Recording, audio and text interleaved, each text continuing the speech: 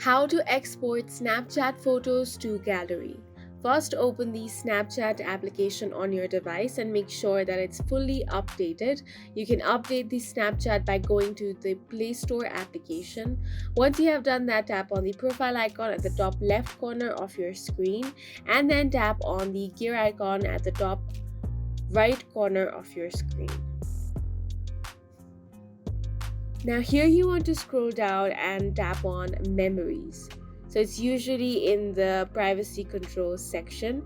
Tap on Memories and then you want to tap on Auto Save My Story Snaps. So, tap on it and you want to make sure that it's set to Auto Save to Memories option. Once you do that, go back and tap on Save button.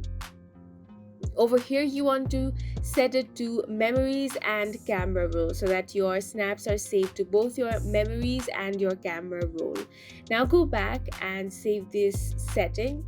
Now you want to take a photo, so now tap on the save button, and once you have done that, this is going to be saved in your gallery. So that is it for this video. We hope you guys found it helpful. Please make sure to hit the like button and subscribe for more helpful tutorials.